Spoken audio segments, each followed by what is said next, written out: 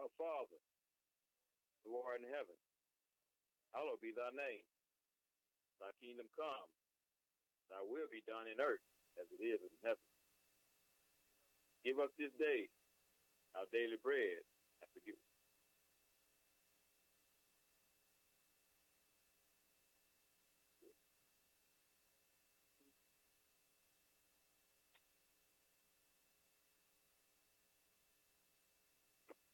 Right day, baby.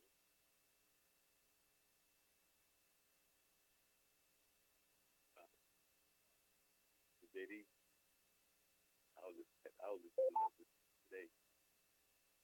And like when you listen to like I try like listen to like the whole but then I'm trying to learn and I have been learning how to do that like how you go back in the book. So you we all supposed to say things like yeah. So we start to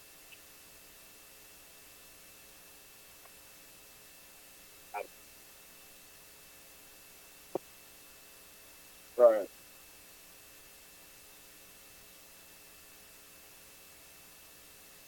I'm just working on them. I'm just letting you move at this thing. You know how we are. Though. You know we don't handcuff at all.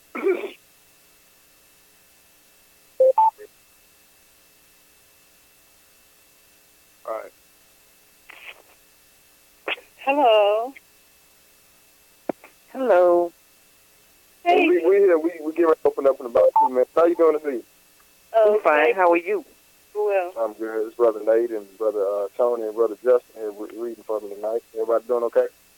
Everybody's so fine on this end. Thank you for asking.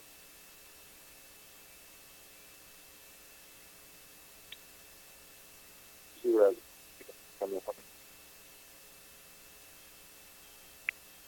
got it, P-Ray? Yes, I was, but it stopped now. Yeah. Oh, okay.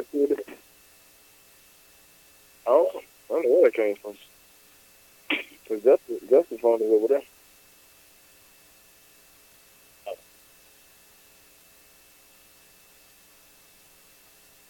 It's on? I'm saying you can call in. Oh, okay. So we're going to probably give it like 8:05.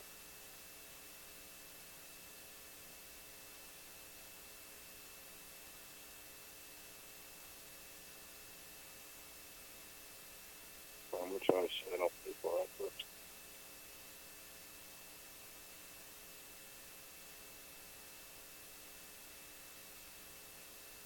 Brother Nate, will you be streaming live on Facebook?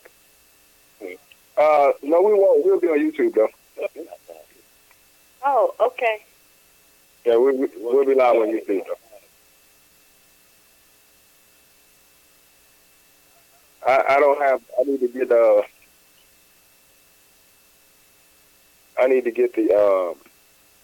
something to hold my phone up to go live. I ain't got it yet.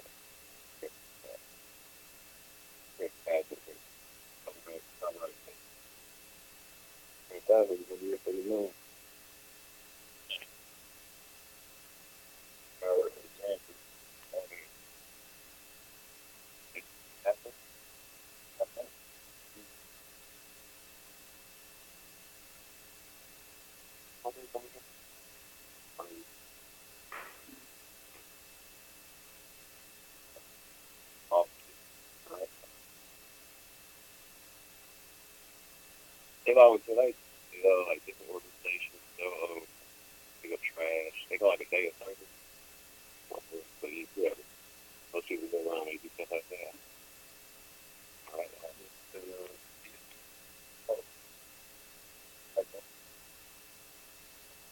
Remember the last job I was at, um,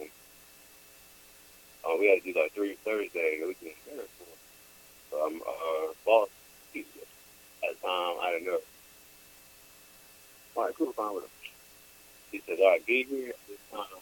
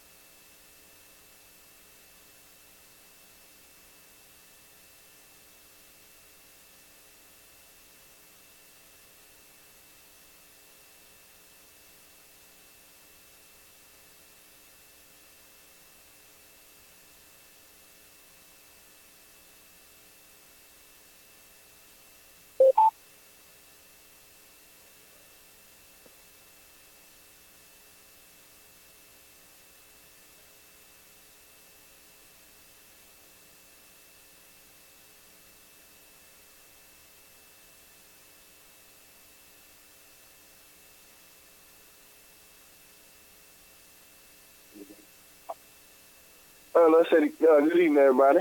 That's online. Good evening. Y'all doing okay? We're fine. How are you? I'm doing pretty good. It's definitely a blessing to David the Host Bible study once again, and also be in the land of the living. Amen. Praise the Lord. Yes, ma'am.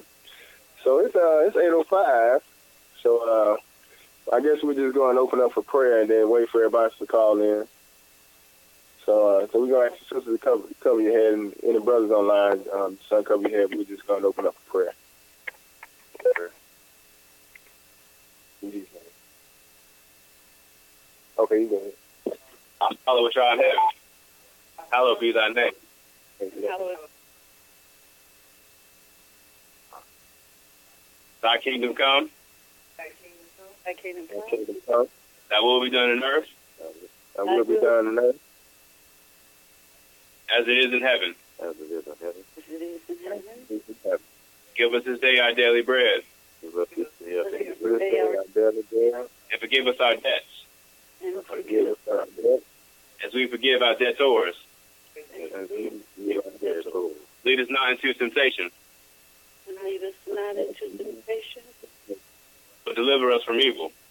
but But deliver us deliver us For thine is the kingdom, from thine is the kingdom and the power, and the power, and the glory, and the glory, and the glory forever. forever. In Jesus' name, In Jesus' name. amen. Amen. Amen. Amen. All right. So we have any questions at this point? Hey, Who would like to Brother be the Nate. first one?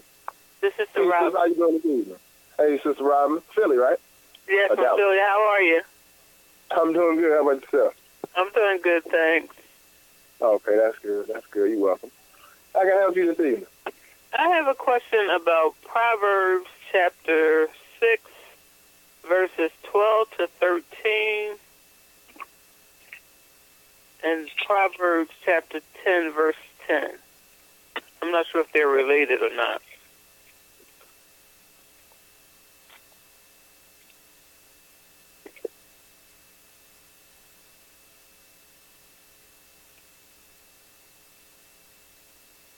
Proverbs 6, 12 or 13.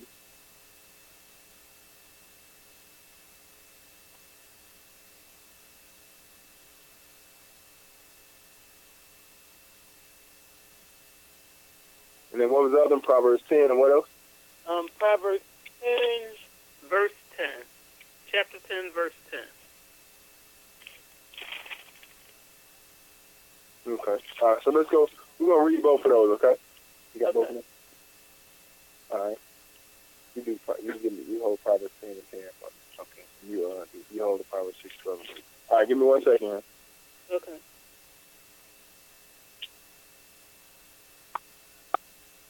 All participants are now muted. Press star 6 to unmute your line. All right, so we're going to look at Proverbs 6. We're going to start there first. And let's start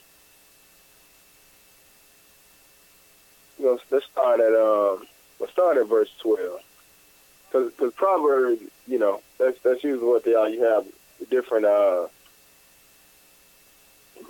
verses, different wise sayings that Solomon say in this in the book of Proverbs, and Ecclesiastes has some pretty good ones too. They're all good, but that's mainly what they are. Different sayings that you can apply to life. You know, coming from Solomon, you know, it make a lot of sense because him being the king of the world at a particular time, you know, he saw it all from the rich with wisdom to the poor with nothing, still experiencing one thing, which is death. But in Ecclesiastes and Solomon, there was in the book of Proverbs, those are, you know, books of wisdom given from him. So let's just see what he's talking about in these particular cases right here. Start at verse 10 for me. Yeah, a little sleep, a little slumber, a little folding of the hands to sleep. Mm-hmm. So shall thy poverty come as one that travaileth. Mm-hmm. So in other words, you know, you might want to do some work. Don't get too comfortable being lazy. Like I said, a little sleep, a little slumber, a little folding of the hands to sleep. Essentially what had happened, you end up doing it too much. Like you say, so shall thy poverty come as one that travail, and what? And I want as an armed man. Keep reading. A thought just went through my mind regarding the armed man, but go ahead. A naughty person, a wicked man, walketh with a forward mouth. Mm-hmm. He winketh with his eyes. He speaketh with his feet. He teaches with his fingers. So it said naughty person, and I think Proverbs 10:10, trying to see if they relate. But it said naughty person, a wicked man, walking with a forward mouth. In other words, he got a big mouth, always talking, speaking out of turn. In other words, boastful in a sense. I remember back in the day, my mom used to always tell me I had a big mouth. She said, my mouth's gonna get me killed, but you gotta know how to tame that tongue, though. Let's see here. But it also lets you know they're hard to deal with.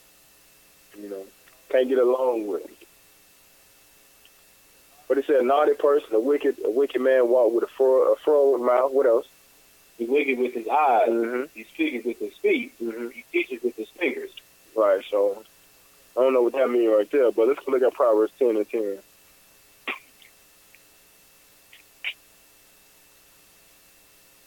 What did I say, Brother Tom?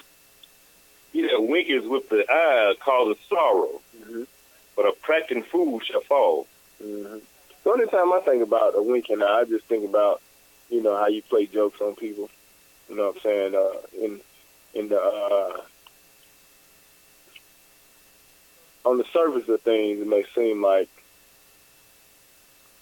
you're serious about. It's like somebody that's a liar. It may seem like he got good intentions and stuff like that, but behind the scenes, at the surface of his heart, which you can't see, he all about trying to get over, And that's why it's saying that he that wink with the eye calls sorrow, but a prating or babbling fool shall fall. So it kind of, they kind of line up because it's still Solomon that's doing the talking. It's still talking about, somebody that, do a lot of talking, speak out of turn, don't know how to control that tongue, don't nobody want to deal with them. You know how you end up going out with somebody, you gotta always tell them, shut up, man. You're gonna get us in trouble. So sometimes you can have that friend, you get in a situation, you mess around and get in some trouble with the police or something, and you got that person that always want to feel like he can jump bad at the police. Well, sometimes it ain't always good for you to open your mouth. You can make the situation worse. I remember back in the day when I had, when I was, I think I was 19 years old. I was in a club and I got into a fight. And needless to say, I was drunk. And what happened was when the police came, because that's what ended up happening. When the police came, he told me he'll let me go, and I got beat up. I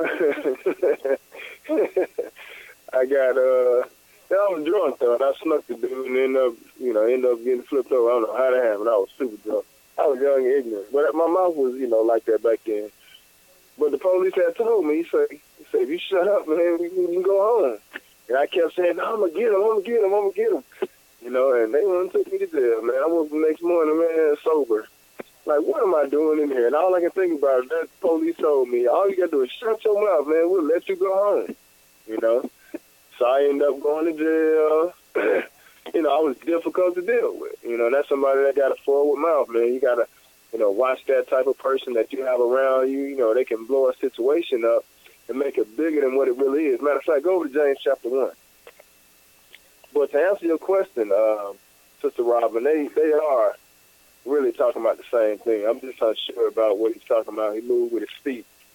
And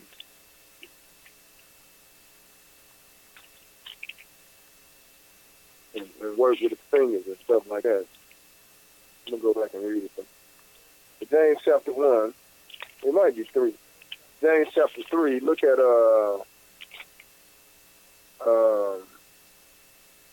Start at verse 1.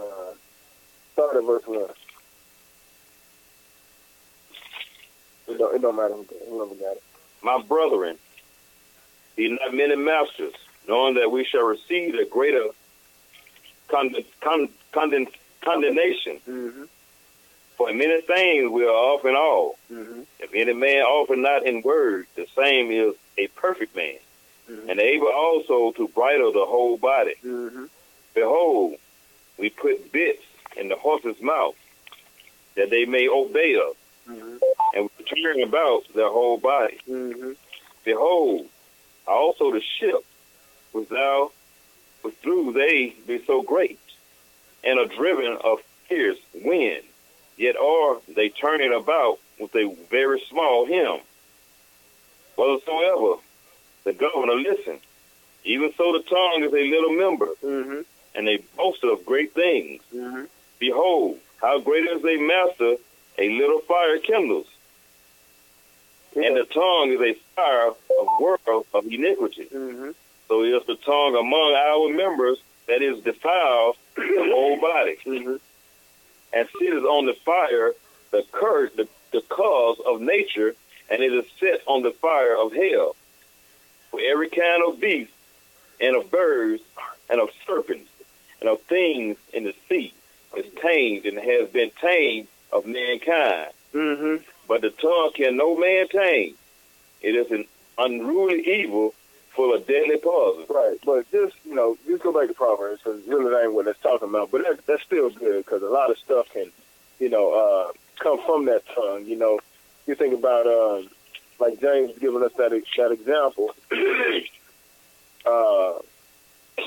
giving us that example about the tongue being a small member, just like a ham on a ship, very small member, but it turned that big old ship. Even so, the tongue is set on. Take a small situation and make something big because of, what come out of their mouth. So you got to get the tongue under control.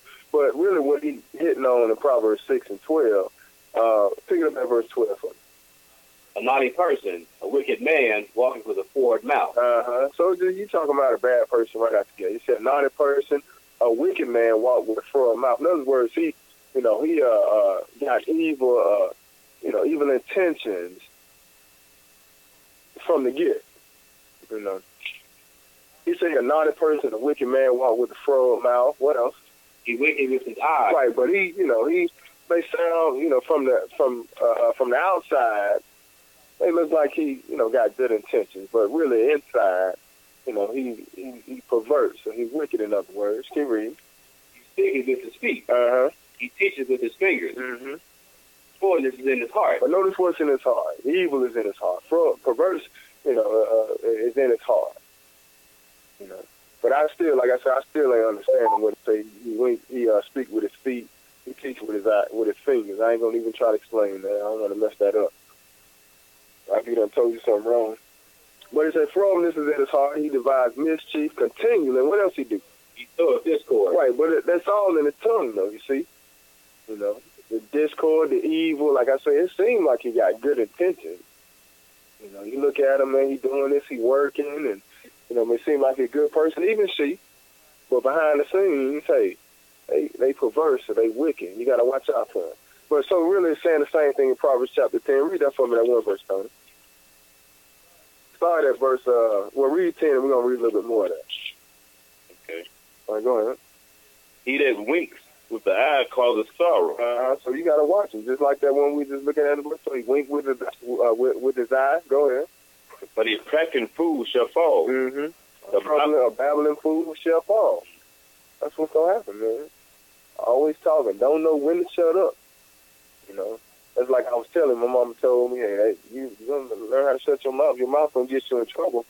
And I had a mouth on me. I'm just really learning how to control it over the past year since I've been dealing with the word. But it said, babbling fool shall fall. Like I said, I could have got out of that situation dealing with that police when I was 19. And he told me, listen, you gonna shut up? I kept on going on. That's what that alcohol will do to you, But it said, babbling fool shall fall, and what else? The mouth of the righteous man is a well of life. But on the other hand, notice what he said. He said the mouth of a righteous man is a well of life. You see, but that righteous man, he gonna have that word though. You see what I'm saying? It ain't nothing. it ain't nothing that we concoct as far as the word is concerned. We get all our instruction from the Bible. That's what that's what makes us righteous, following the word of God. But that's gonna be a well of life. You can open your mouth, somebody going through something, you know what to say, you know when to say it, you know how to say it. Coming from a righteous man, hey, that can make somebody's life a whole lot better. That's why I say the mouth of a righteous man is a well of life, but what? But a violence covers the mouth of the wicked. And that's all that's in the violence in their mouth. He said, but violence covers the mouth of the wicked. So that's really what that's talking about in Proverbs 6 and 12, along the same line. So let's see.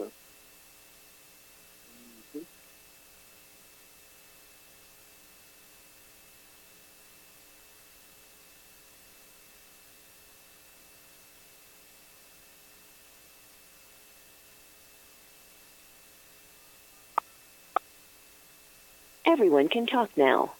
No. So hopefully that helps. Yeah, Brother Nagin, that did help. I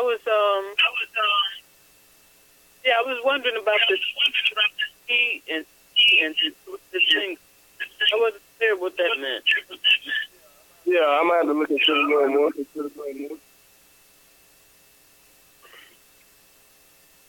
This is Robin, right? Yes, Robin, yes. Okay. Yeah, I'll look into it a little more and get that. Okay, thank you, Brother Nate. Are you welcome? Any other questions? I have a question, Brother Nate. Okay. What's your name? Where you calling from? I know that voice, though. This is Cheryl. Yes. How you doing? I'm fine. How are you? I'm good. Good to hear your voice. Well, thank you very much. Good to hear yours. Mm-hmm. My question is from Isaiah 7 and verse 16.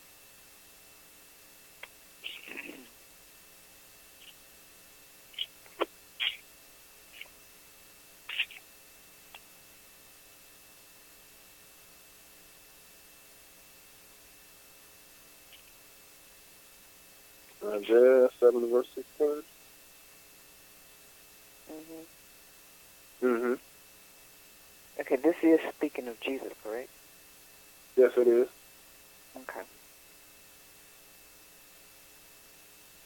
Oh, okay. Yeah, that was it. Yeah, I was reading this just a few minutes ago. Mm-hmm. Wait a minute. This has to be, but what kind of threw me off is the other part of that where it says, for before the child shall know to refuse the evil and choose the good. Mm-hmm. That kind of threw me off a little bit, but then I said, wait a minute, I know this has to be talking about him. Oh, yeah, that's him. Yeah, that's him. It's just giving me that reference, give me that reference. Let's just have a look at it. I'm gonna look at it right quick, okay? Okay.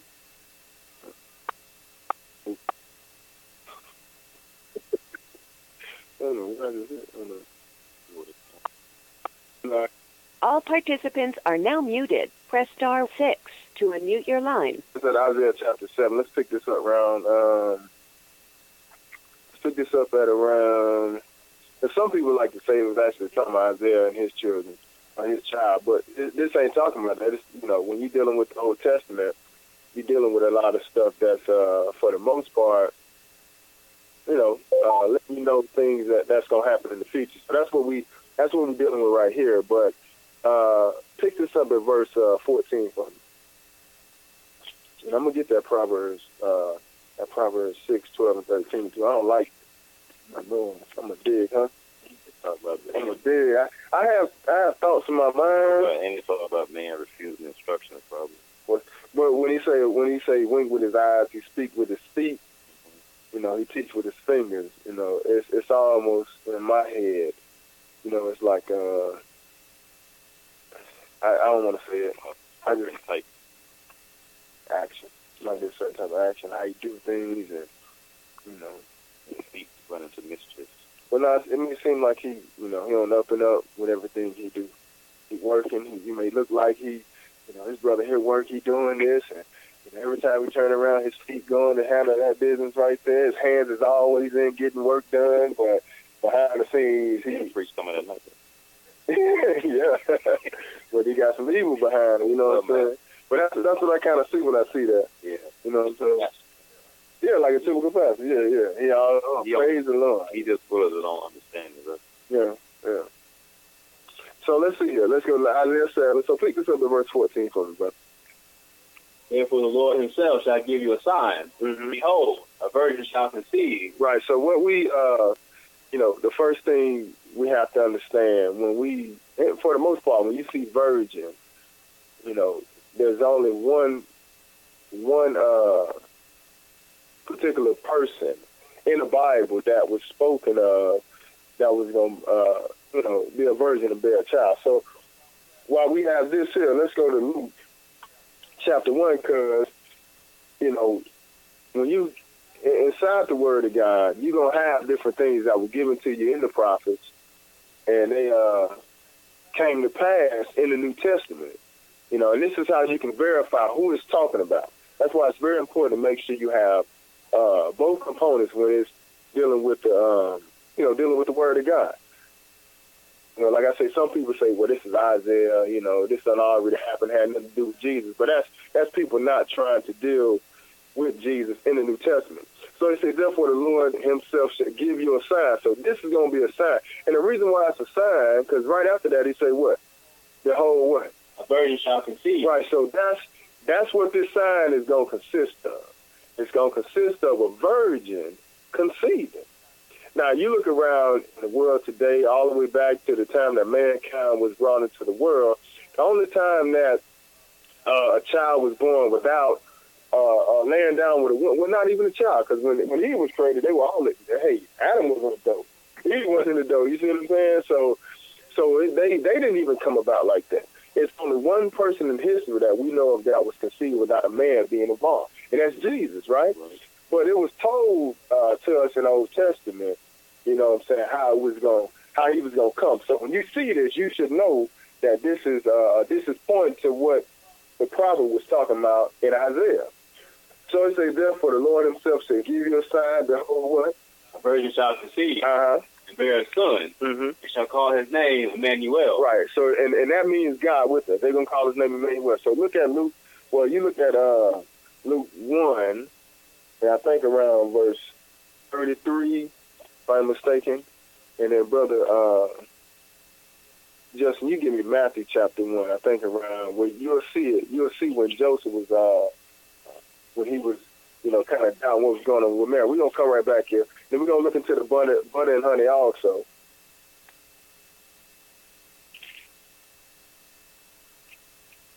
It's almost like making reference to something that tastes good. You know what I'm saying? Like butter. You put butter on your pancakes. You know what I'm saying? Put a little butter on your toast. It make it taste a little better. You put a little honey on there. Nowadays we use syrup, but we know honey makes things taste a lot better. That's why I'm saying here, butter and honey shall he eat, that he may know to refuse the evil and choose the good. But God just using it in a way of analogy. That's all that is. But Luke chapter 1, let's pick it up right where the angel came and was speaking to Mary. Because this is how you verify. This is how you'll be able to know what it's actually talking about in the Old Testament. All right, so Luke chapter 1, pick it up at verse 26, brother. 26.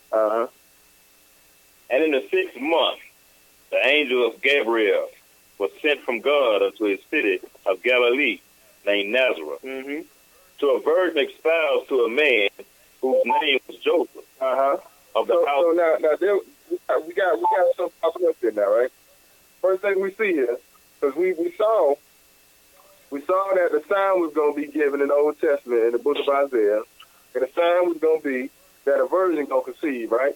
So now we're over here in the New Testament, and really what's happening right here, we just bring into pass, we just reading how it actually came to pass in the New Testament, right? So the angel Gabriel, the one, messenger that's sent from God, to actually deliver the message came to Mary, it said in the 6th month, the angel Gabriel was sent from God unto a city of Galilee named Nazareth, to a virgin espoused to a man whose name was Joseph, right? Keep reading. Of the house of David. Uh-huh. And the virgin name was Mary. Mm-hmm. Keep reading. And the angel came unto her and said, Hail, thou that art highly favored. Uh-huh.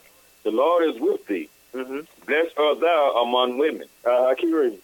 And when she saw him, she was troubled at his saying, mm-hmm. and cast in her mind what manner of situation this shall be. Right, so what manner of salutation should mean? Keep reading. And the angel said unto her, Fear not, Mary, for thou hast found favor with God. Uh-huh. And, behold, thou shalt conceive in thy womb, and bring forth a son, and shall call his name Jesus. Right, but that's what was told in the Old Testament. Now, it didn't give you the name in Isaiah chapter 7, verse 6, I believe, right? It didn't tell you the name. It told, as far as Jesus is concerned, it told you Emmanuel, though, right? Right. But this is why you need, this is why you need 2 or 3 witnesses to establish a fact, to establish a matter here. So that's what we got going on. We bring the first part of this in as far as the name is concerned, as far as who we're talking about. We got the virgin that it was talking about in Isaiah. And even the angel here is now coming to let her know, hey, you going to have this child. It's an angel said unto Mary, Fear not, Mary, for thou hast found favor with God, and behold, thou shalt conceive in thy womb, and bring forth a son, and shall call his name Jesus. What? He shall be great, Uh-huh. and shall be called the Son of the Highest. Uh-huh.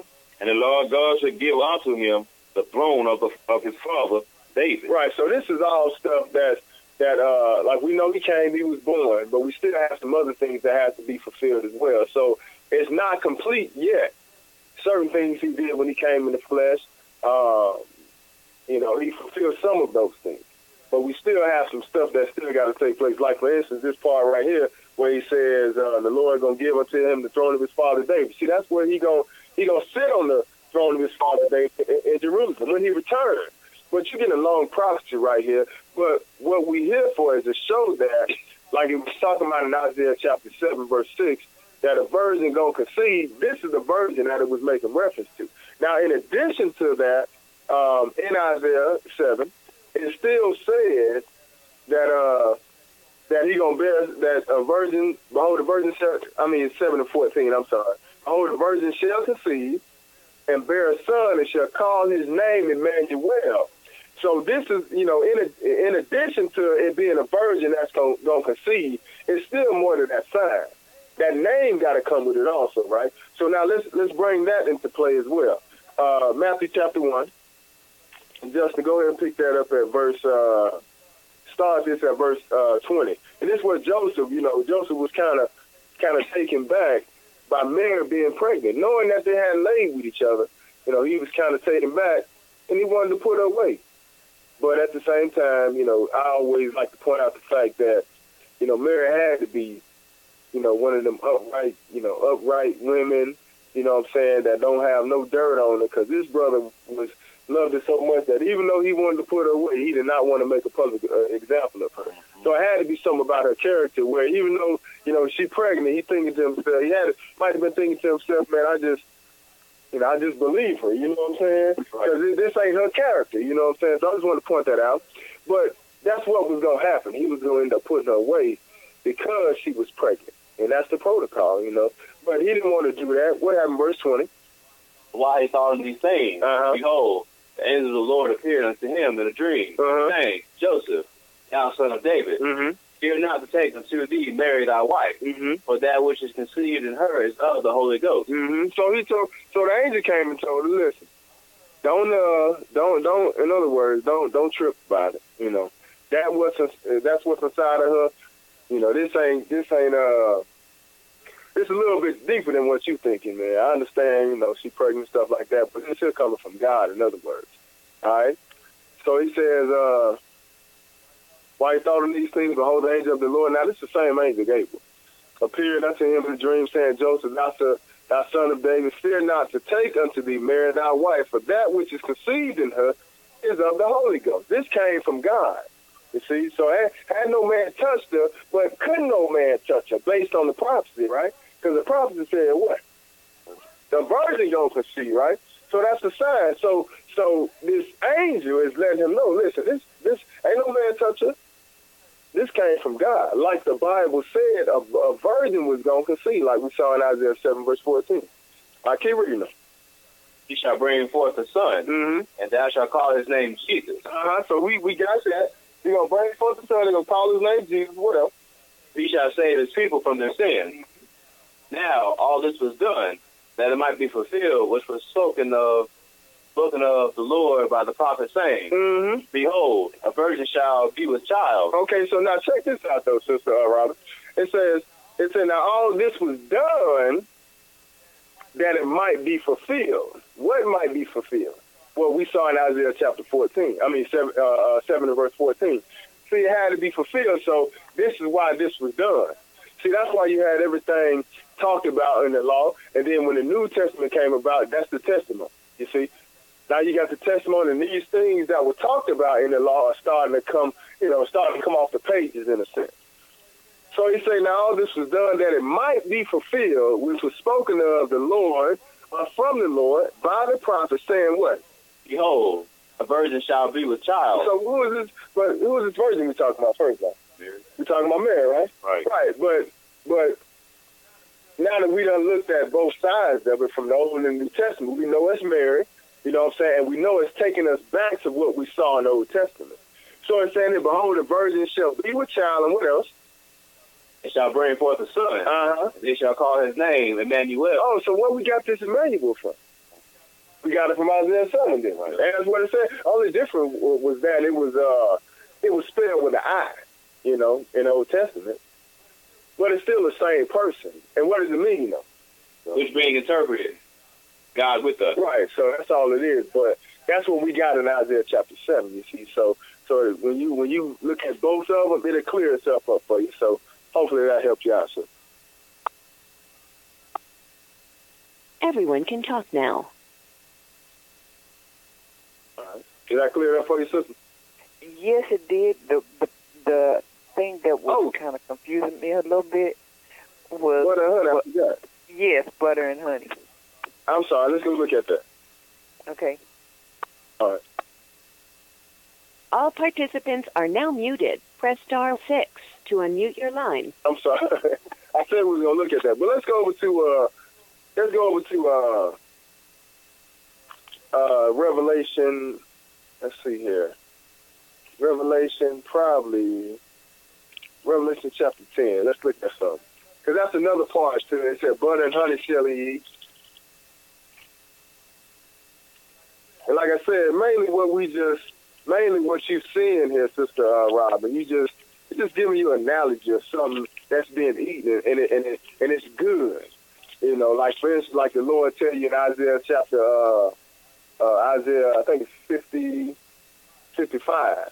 Why spend your money for that which is not bread? But we're not talking about some physical bread. We're talking about some bread, and then you got some other bread in Proverbs that say your bread is sweet, bread is pleasant, you see. You know, but also you got another type of bread too. You know, matter of fact, we're gonna look at that also. Let me go see. Proverbs should be in his mouth like gravel.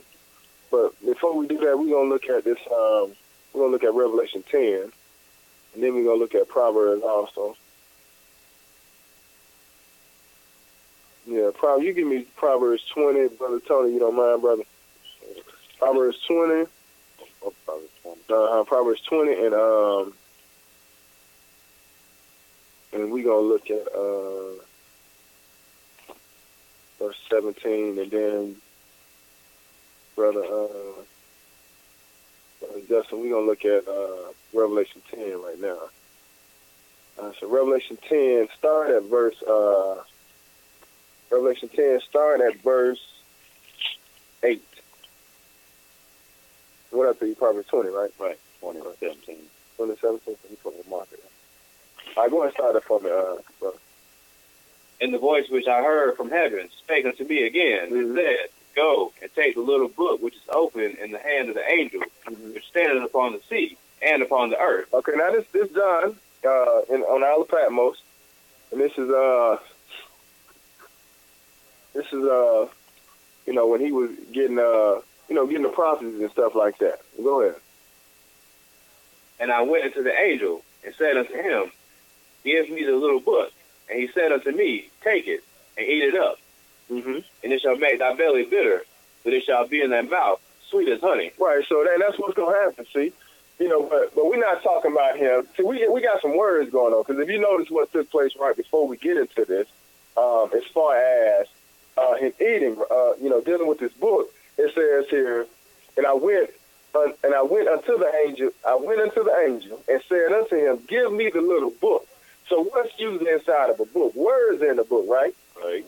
So he said, give me the little book, and he said unto me, take it and eat it up. Eat what? Eat the words that are inside the book. Now, we're not actually eating the Bible physically, or he's not actually eating the book physically. He's eating the words. And that's what we talking about in Isaiah here. When he come, he gonna be eating from God. He gonna be getting understanding from God himself. That's why you have different examples of when his mother and father was coming back from the taxation, when they was being taxed, and on their way back, I think that's the only time they was being taxed, and they was heading on their way back. Yeah, because he was about 12. So he was he ended up stopping while they kept going, and they couldn't find out where he was at. And they ended up turning around, and they found him, and they asked him, what you do that for? Why you in other words, why you dipped on us like this? And he told him, he said, what, you don't know about my father's business? But he's 12 years old, talking to the lawyers, they asking him questions and stuff like that, because right out the gate, he was made of a quick understanding. He already knew from a child that there was not going to be no guile in the Lord, period. That's why I tell you he was made of a quick understanding. But this going to be his diet, this blood and honey. That's why I say he going to know to refuse the evil. See, he getting his word straight from God. All right? So he say, but this is giving you an example of what took place with John here. It said, I went unto the angel and said unto him, give me the little book. And he said unto me, take it and eat it up, and it shall make thy belly bitter, but it shall be in thy mouth sweet. See, and that's like us. We come into the word, right? It tastes good. It tastes good and it feels good for us to come into the truth, and you know who you are as an Israelite. Some of the different things in the Bible hadn't made sense to you and so many years, but when God started opening up that understanding, hey, man, it tastes real good. But guess what, though? When you start digesting and start getting understanding, it becomes a little bitter, because you understand, some of the side effects, and not side effects, but you understand some of the repercussions that's going to happen in the world. With family, with friends, and all the destruction that the Lord going to bring. And then on top of that, hey, you not, what's the name? You're not received by everybody. Right. You see? That's correct. It caused division immediately. But the point is that this is what John is eating. We're going to look at Ezekiel too, because he's going to tell them the same thing. You see? So he said, what in verse 10? Read that. And I took the little book out of the angel's hand and ate it up. And it was in my mouth, sweet as honey. Oh, so it was in my mouth. It tastes good. And that's how it is. The word tastes good. It tastes good when you eating it. But like you say, keep reading that. What did he say? And it was in my mouth, sweet as honey. And as soon as I had eaten it, my belly was bitter. Right. See, when it's first going down, when you first eating it, like when you first start dealing with the word, just imagine this now. Just kind of imagine it like you eating some real food, some regular food. It tastes good when you first put it in. You start chewing and you start digesting it. You may feel like, oh man, I feel a little sick now. You know what I'm saying? I ate too much, but this is too sweet. You know what I'm saying? How sometimes you have some effects afterwards, and you start regretting eating. It tastes good at the gate. But as it started going down, it started getting a little bitter. Well, this is what he's saying with the word here. And not to say that the word is bitter and I don't want to have nothing to do with it, but now you're starting to understand it. So you digesting it now. You're starting to see, first you're just chewing on it, but you start digesting it, now it's starting to make sense now. You're starting to look at things and understand, and now so now you're starting to worry about your family. Now you're starting to worry about friends and worry about what's going to happen to them now. And then don't nobody want to be around you. You see? Can't teach them that, but they don't want to hear it. Yeah, they don't. But that's what this word do, though. That's why it's sweet. Then, going inside your mouth, but once it starts going down, it becomes bitter. He said, I took the little book out of the angel's hand and ate it up, and it was in my mouth sweet as honey. And as soon as I had eaten it, my belly was made bitter. But that's what the word is. It's sweet. That's why when Jesus comes, he's going to be eating butter and honey. Now, he's not going to liken it to anything that's nasty, because the word is good, though. You know, but you still got to be careful. Look at Proverbs chapter 20, because you got these, you know, you can also eat in another type of form also, that you have to be careful of. Proverbs chapter 20. Go ahead and read that. Verse 17. Bread of deceit is sweet to a man. But notice what it says. See, that's another type of bread you got out there, too, though. But throughout the Bible, you will see that the Lord would use these different type of foods to liken his word to. Or liken word to, period. Not necessarily just his word, because in this case right here, we see, you know, there's another type of bread out there that you got to be mindful of. And it's called what? Bread of what? Bread of sweet. Deceit. Bread of deceit. Right. So he say, Solomon talking, he say, bread of deceit is sweet to a man. And it is sweet, though. But the word of God is sweet, too, though, right? But God himself gonna know how to decipher between the two. You know, that's why I told you that butter and honey he gonna eat, so he gonna know how to refuse the evil. He gonna know what's good for him and what's not good for him. He said, bread of deceit is sweet to a man, but what? But afterwards, his mouth shall be filled with gravel. But afterwards, his mouth. That's why you talk to people.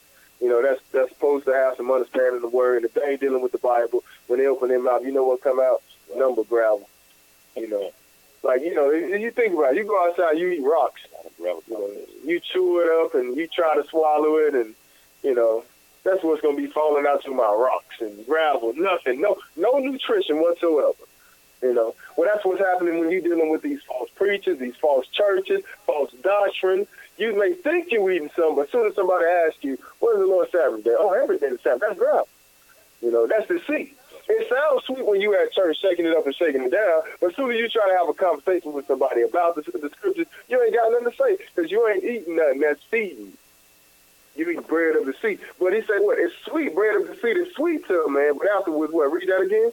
But afterwards, his mouth shall be filled with gravel. All right, look at Ezekiel chapter 3. Ezekiel chapter 3. And that's really all we're talking about when we're looking at this butter and honey here. He tell you, let's see here.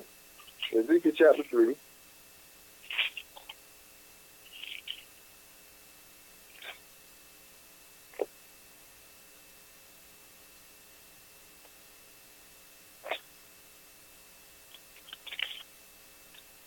Ezekiel chapter 3.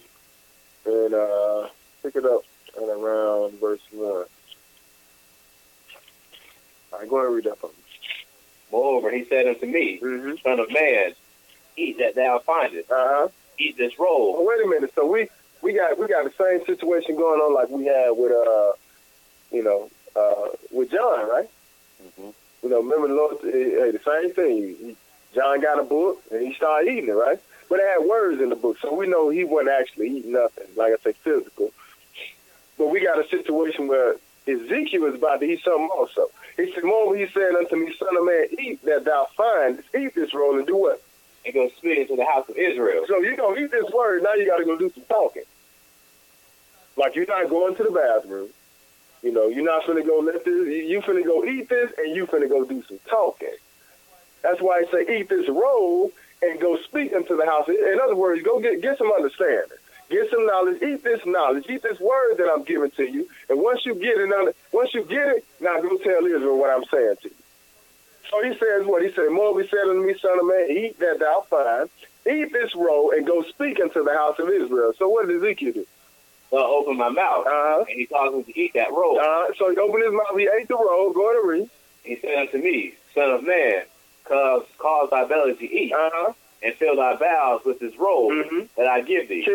Then did I eat it, and it was in my mouth as honey for sweet. Oh, so it went in just like with John, right? Right. He said it was in my mouth for honey it was in my mouth as honey for sweetness. It tasted good. In other words, see that's what we seeing. You know, the same thing going on with you. He gonna butter and honey. He gonna eat.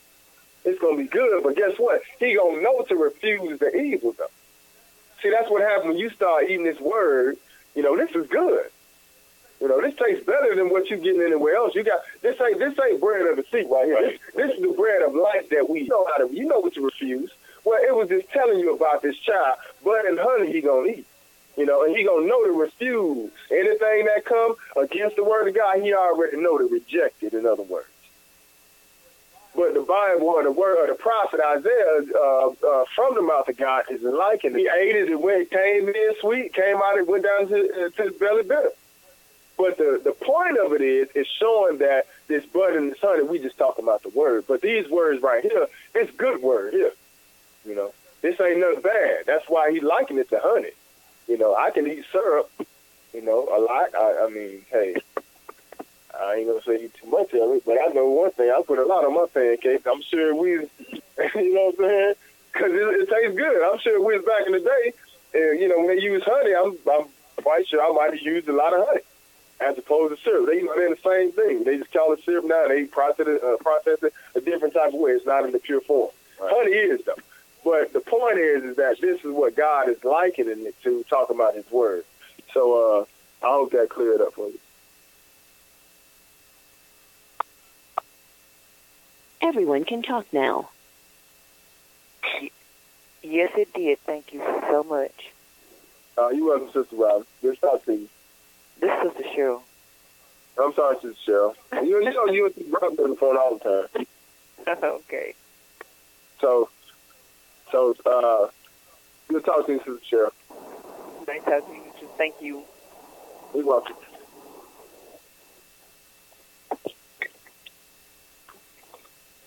Any other questions?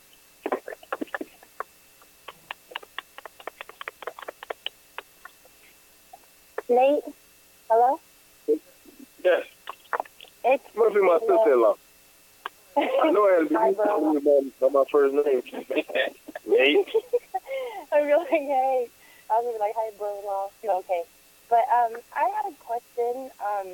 1 Corinthians 3.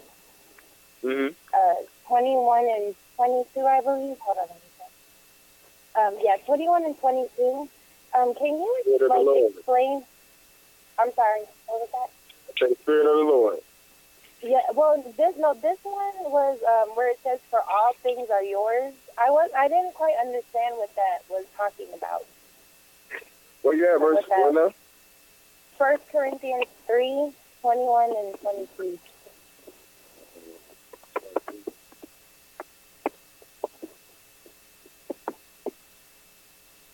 And the policy or the word or the world or life.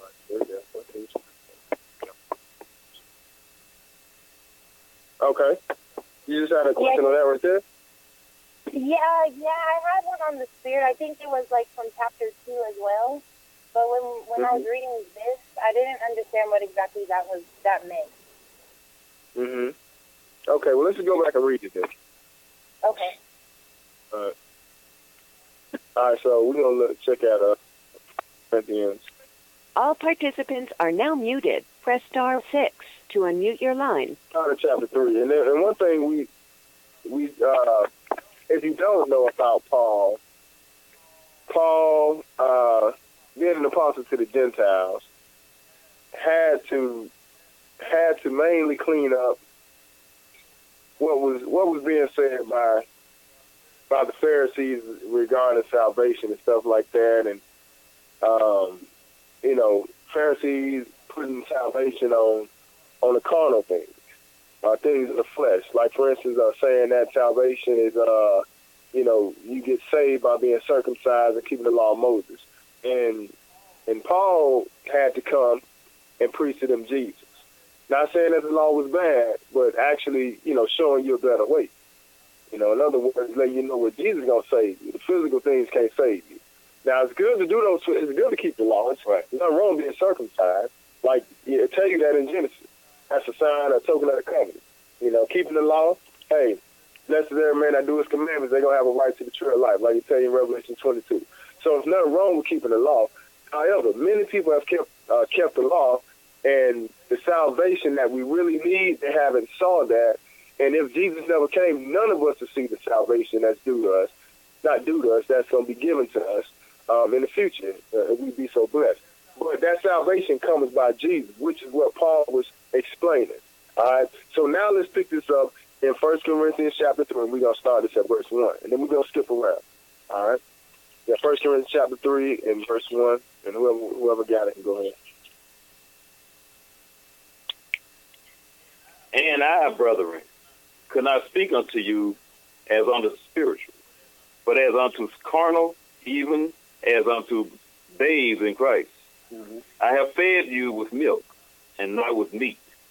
For hitherto ye were not able to bear it. Mm-hmm. Neither yet now are ye able, for ye are not yet carnal. For whereas there is among you envy and strife and division, are ye not carnal and walk as men? For while one says, I am of Paul, and another, I am of Apollos, are ye not carnal? Who then is Paul, and who is Apollos? But ministers by whom ye believe, even as the Lord gave to every man. I have planted Apollos, watered, but God gave the increase. Mm-hmm. So then neither is that planted anything, neither he that waters, but God that giveth the increase. Mm-hmm. Now, he that planteth and he that waters are one, and every man shall receive his own reward according to his own labor. Mm-hmm. For we are laborers together with God. Yea, are God husbandry? All right, so this ain't talking about the spirit of the Lord's liberty. That's 2 Corinthians. Administration of death and the spirit of life and liberty and stuff like that. I think that's 2 Corinthians. But what he's talking about right here, first off, he said, our brethren cannot speak unto you as unto spiritual, but as unto carnal, even as unto babes in Christ. So in other words, I just got to tone it down a little bit, because some of the spiritual things you just don't understand. You ain't ready to get off into the deep things right now. So he says here, even as babes in Christ. I fed you with milk and not with meat, because, dealing with that meat, sometimes you can choke. You can choke somebody who ain't ready to digest that meat. So you got to know, when to apply what's necessary. So in this case right here, he said, I fed you with milk and not with meat, for hitherto you were not able to bear it. Talking about that meat. Neither yet now are ye able, for ye are yet carnal, for whereas there is among you envy and strife and divisions, and are ye not carnal and walk as men? For while one say, I am of Paul, and another, I am of Apollos, are ye not carnal? That's like, like for instance, today, if somebody, like Brother Bowie, he's been a teacher, teaching for a long time. Right. And then Brother Elijah been teaching for a long time. Brother Danny been teaching for a long time. And you got, several people saying, well, I'm from Brother Elijah camp, or I'm from Brother Bowie camp, I'm from Brother Danny camp, and trying to pit each other against one another. Well, this is what he's saying here. Y'all dealing with the fleshly things. You got one person saying, I get my understanding from Paul, while another, I'm of Apollos. Are you not carnal? Are you not really, are you, you focusing on the flesh, in other words. That's carnal. Go on and keep reading. Verse 5, read that for me. Who then is Paul? So he asks, who then is Paul? Like, who is Paul? Like, what am I in this thing? I'm just a regular man, in other words. He said, who then is Paul? Keep reading. And who is Apollos? Uh-huh. The minister by whom you believe, mm-hmm. even as the Lord gave to every man. Right. So we're just ones that God has called to be servants, in other words. Right. We're the ones that the Lord has called to preach to you. That's all we did, So we came and gave you the word, and we just doing what God has told us to do. We nobody special. That's how we see it today with ourselves. We just regular people doing the work of God. You see? He said, who then is Paul and who is Apollos, but ministers by whom ye believe, even as the Lord gave to every man. He said what in verse 6? I have planted mm-hmm. Apollos water. That's right. But God gave the increase. Right. So and that's what the focus is. That's what he's trying to show you here. I planted, Apollos came behind me and added a little more to what I planted, put some water on what I planted. And God is the one that caused it to grow. Right. God is the one that caused those seeds to actually bring forth the bud, you see? So that's what he's saying here. So read verse 7. So then, Neither is he that planted anything. So in other words, the one who planted Paul, he says, so then neither is he that planted anything. I'm nobody. Go ahead. Neither he that watered, but God that giveth the increase. Right, so the one that's important is the one that's actually giving the increase. He said, what? So then neither is he that plant anything, neither he that water, but God that gives the increase. That's who your focus should be on, in other words. God. Go ahead and read. Now he that planteth and he that watereth are one. And every man shall receive his own reward according to his own labor. So he said what? So in other words, me and Apollo, Paul and Apollos, hey, we won. That's why I say he that planted and he that watered are one. We're on the same team. Like, we're not against each other. Right. Like, for instance, you got Bowie doing what he do, preaching. Gary, in Riverdale, you got, Brother Elijah preaching over in Gary. You know what I'm saying? But even though they may be in different locations, guess what? We still working toward getting people into the kingdom, in other words. Right. And not to say that we're going to grill on everything, because even Paul let you know that. We know in part and prophesy in part. So we don't try to make ourselves be bigger than what we are. But at the end of the day, the goal is to preach the salvation to these people to get them in the kingdom. That's why Paul say, hey, now he that planted, he that watereth are one, and every man should do what? Receive his own reward according to his own labor. Right, but every man going to get his reward according to his own labor. All the people that you done preached to and gave the word to, hey, you're going to be rewarded for that.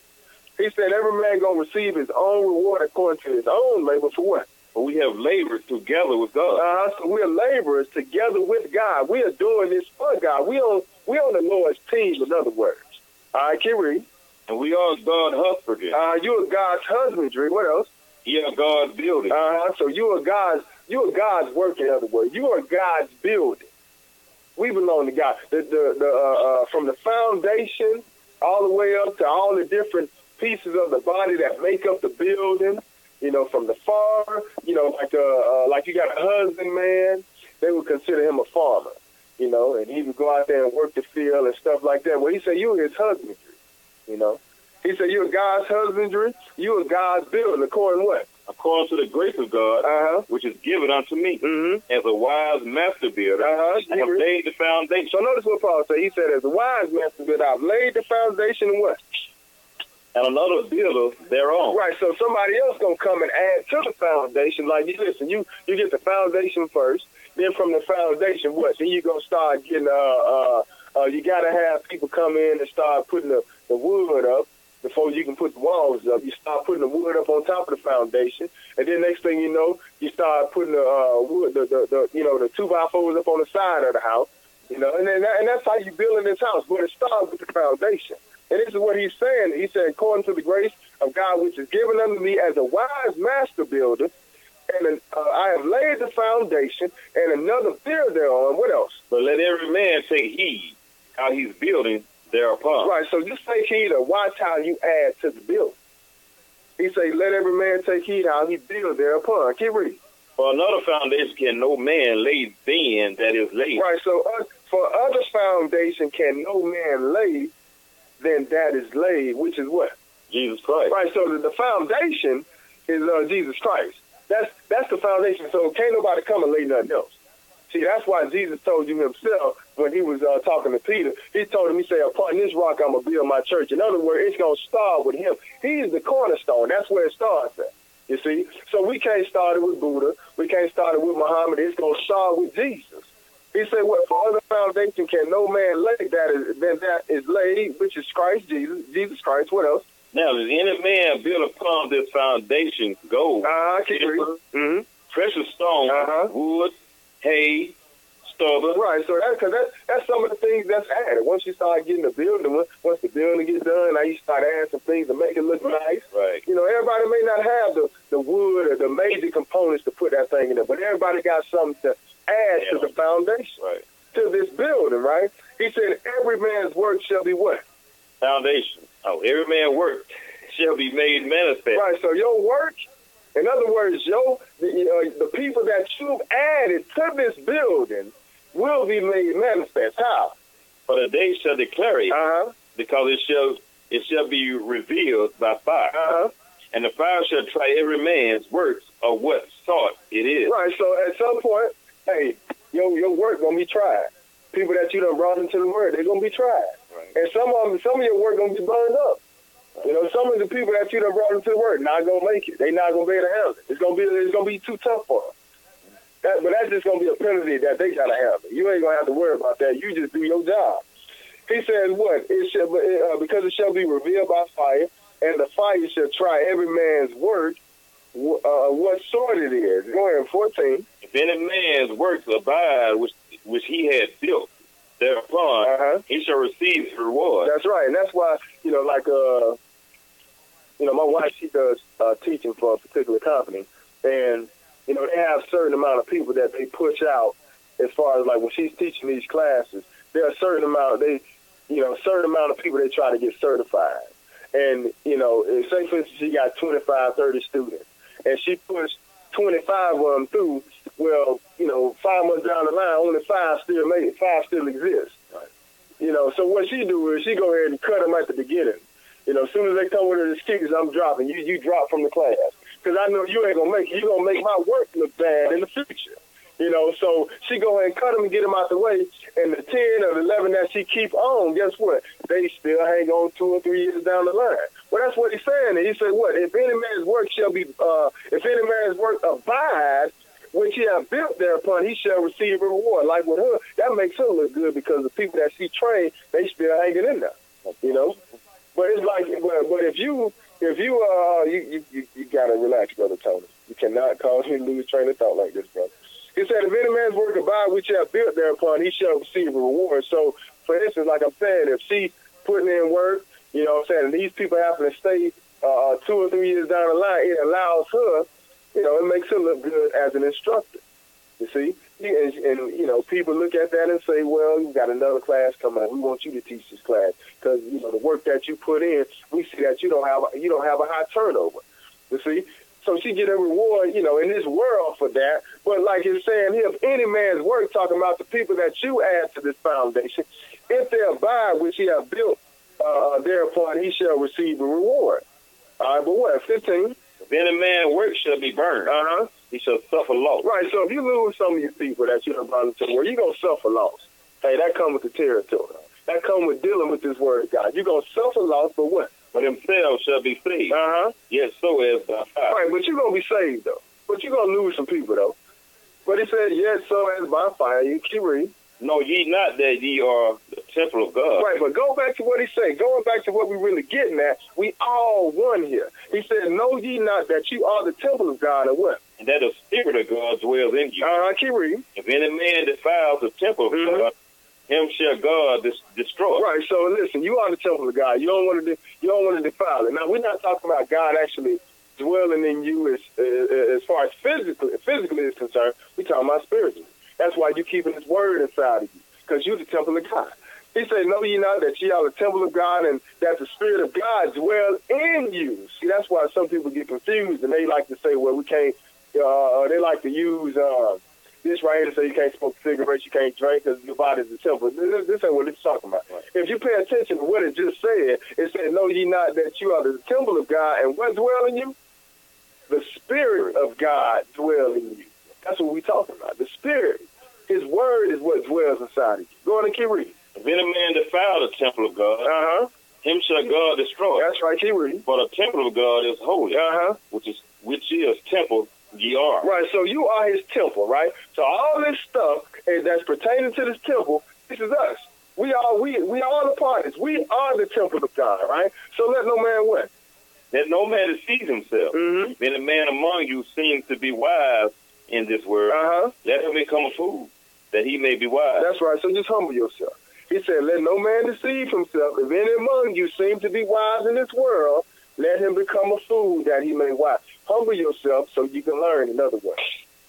All right? Don't think, listen, when you get to the point where you think you know it all, then you can't learn no more.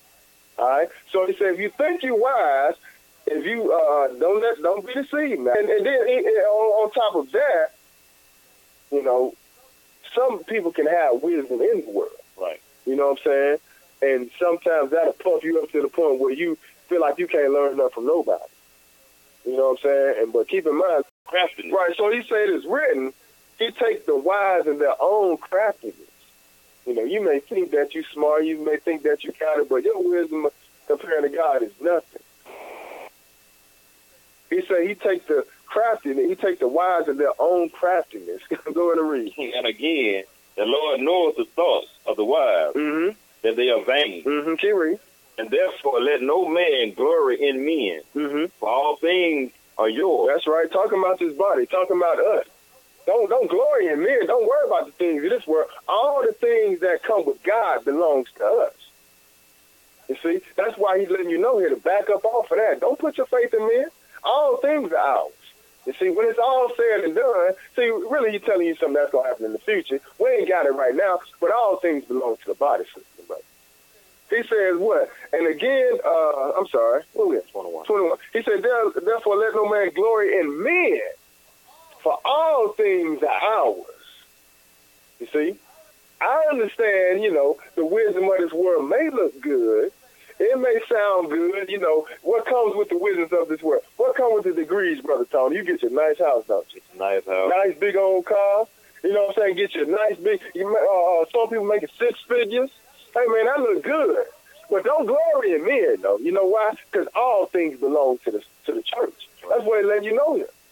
You see, all things are ours. Go on and keep reading. Whether Paul or Apollos or Cephas of the world of life or death or things present or things to come are all yours. Right, all of yours. So it's whether Paul or Apollos or Cephas, the ones that's been teaching to you, no matter who it is, or the world. Going back to the things in the world, the knowledge of this world, the income, the wealth that comes with the world, or life or death, whatever it is, don't you get caught up in it. Why? He said what? Because things present or things to come, all are yours. Right. In other words, listen, man, when it's all said and done, hey, we got the trump card. We going to take everything. He said all are yours, and that's what comes with us serving God. But at the same time, just keep in mind now, like he said, when it comes to Israel, just jump into the nation of Israel. He said, I know your poverty, but thou art rich. Talking about spiritually. But right now, we experiencing, poverty as a nation of people physically. But we're still looking forward to that day when we gonna run everything. You see? So that's why we don't want to put too much faith in the stuff that's happening right now. And, like some people, I see, they get money, they doing good for themselves, but they don't want to keep the Sabbath. Like, that's why the Bible says, what does it profit a man to gain the world and lose his soul? So you can gain it right now, but you're going to lose it when it's necessary, when it's good for you to be rich, when it's good for you to have and rule cities and kingdoms, that's what you want to shoot for. That's what he's talking about, all things are yours. All this stuff belongs to us when it's all said and done. So therefore, having that understanding, we're not going to put our eggs and we're not going to really focus on the men of this world and the things that they do. Okay, so remember he jumped off saying, listen, y'all in the flesh. Y'all need to get up off of that. You worrying about Paul doing this. You worrying about Apollos doing this. Are you not carnal? So he goes on a little bit further. In other words, tell you to back up off of that. All things are yours. Don't put your trust in men, in other words. So he said, therefore let no man glory in men, for all things are yours. Whether Paul or Apollos or Cephas or the world or life or death or things present or things to come, all are yours. And what else? And ye are Christ, and Christ is God. Right, so if they the ones that got it all and you on the team, you know everything belongs to us. You understand? So hopefully that clear that up. All participants are now muted. Press star 6 to unmute your line. Everyone can talk now. Thank you. You're welcome, sister-in-law. No problem. Oh, wait, I'm not going to think thrown off. Any other questions?